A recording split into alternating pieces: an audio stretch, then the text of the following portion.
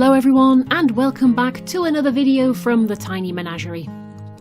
The standard white cloud is possibly one of the most widely kept fish in the entire aquarium hobby.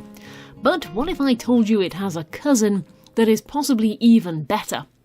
Well, this is the Vietnamese Cardinal Minnow, a slightly smaller 3 cm adult length fish that, dare I say, is also rather more attractive.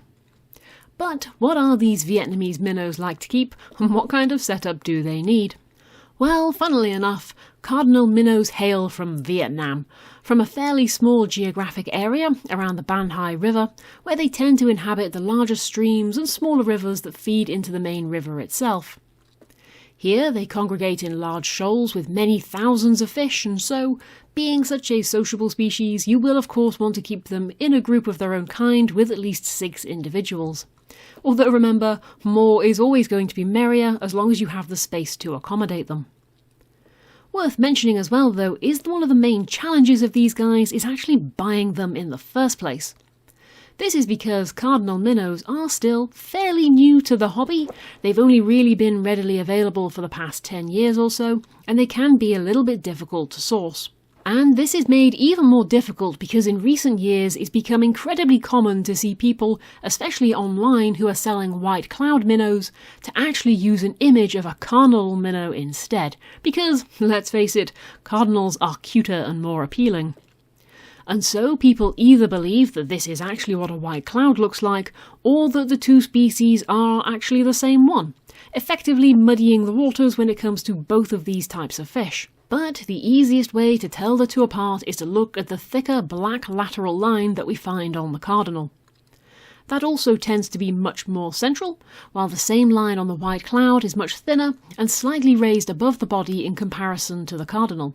And cardinals tend to have more red in their anal fins, but this is not wholly reliable because selectively bred varieties of the white clouds can also be redder as well, and so that thicker black lateral line is the most reliable source of identification. And also, because cardinal minnows are the rarer of the two, it's not uncommon to see sellers say that they are cardinals, charge a premium for them, and then what actually arrives at your door is, of course, standard white clouds that they then, of course, claim ignorance over. They didn't know the difference. And so it's worth just being a little bit picky about where you buy them from and try to see them beforehand in person if at all possible. Luckily though, Vietnamese cardinal minnows are just as hardy as their white cloud cousins, and will happily live in cooler to tropical waters, anywhere between 15 and 24 degrees, with a pH between 6 and 8, making them eminently suitable for a wide variety of water parameters. Although, rather strangely, coming from fast-flowing water, I've found they don't really like being in much of a current in their tank, and they'll tend to congregate in corners or calmer places if the flow is higher than they prefer. Other than that though, they are very active little fish, and they definitely appreciate a tank that is going to be at least 100 centimeters in length and has plenty of open swimming spaces as well, as they don't show much interest in swimming around obstacles or plants or hiding or anything like that, apart from occasionally flittering around through taller plants. Mostly though, they stay out in open water in the middle of the tank or towards the substrate, and then they use their speed to get themselves out of trouble should any predators come along. They do, however, seem to appreciate having some form of cover in the area, just so that it's there if they need to dart in and hide in case they need to. And of course, any plants in the tank will rapidly be adopted as a spawning site as well. For the most part though, cardinal minnows are brave, confident little fish who are happy to be out in the open, even in the most brightly lit of tank styles. Although, if you do keep them above a very pale substrate, they can look a tad washed out, and so a dark tank is best if you want to bring out the brightest of colours.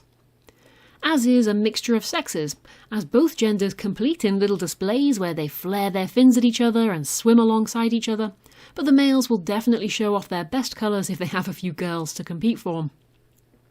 The exact gender ratio of them doesn't really matter, because cardinal minnows show no dominance or territorialness towards each other at all, and for the most part will just get along very nicely. In fact, cardinal minnows are a supremely gentle species, showing pretty much no interest in any other fish, even when they're housed with really tiny species like these young micro rasboras they're in with at the moment.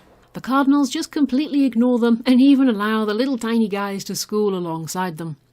This makes them great for using as dither fish, even for species you're trying to breed, such as cichlids or betters or anything like that. Partly because cardinal minnows show so little interest in fish, they don't even show any interest in fry. And they have been known to have their own fry survive even when housed in with the adults, so long as they have some cover available to them.